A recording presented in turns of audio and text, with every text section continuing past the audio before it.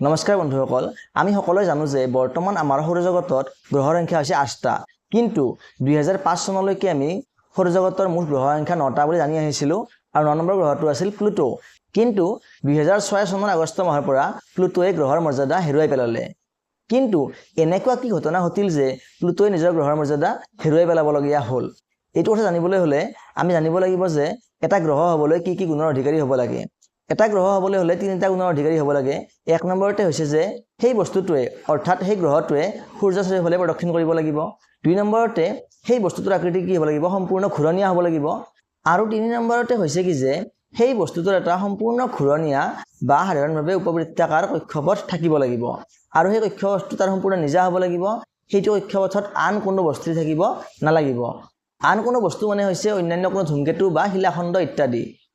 এতিয়া প্লুটোৰ ক্ষেত্ৰত হৈছিল কি? প্লুটোৱে এই প্ৰথম দুয়োটা নিয়মে মানি চলিছিল।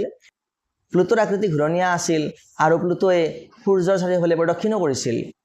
কিন্তু এই যিটো 3 নম্বৰ নিয়ম, এই নিয়মটো প্লুটোৱে পালন কৰা নাছিল।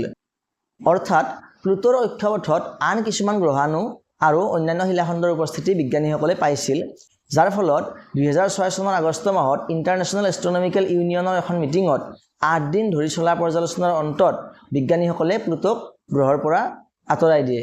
তাৰ গ্ৰহ মৰ্যাদাটো কৰ্তন কৰা হয় আৰু তাক 52 গ্ৰহৰূপে ঘোষণা কৰে। ইয়াতে জানি থোৱা ভাল যে প্লুটো গ্ৰহটো আৱিষ্কাৰ কৰা হৈছিল 1930 চনত আৰু এই গ্ৰহটো আৱিষ্কাৰ কৰিছিল ক্লাইড টম্বো নামৰ এজন আমেৰিকান জ্যোতিৰ্বিজ্ঞানীয়ে। আৰু 2006 চনৰ আগষ্ট মাহত ইয়াৰ গ্ৰহৰ মৰ্যাদা কৰ্তন কৰাৰ আগলৈকে এইটো আমি গ্ৰহ হিচাপে জানি আহিছিলোঁ। কিন্তু বৰ্তমান প্লুটো এটা গ্ৰহ নহয়, ই এটা 52 গ্ৰহ আৰু বৰ্তমান সৌৰজগতত গ্ৰহৰ সংখ্যা হৈছে 8টা। গতিকে আজিলৈ ভিডিঅ'টো ইমানেই।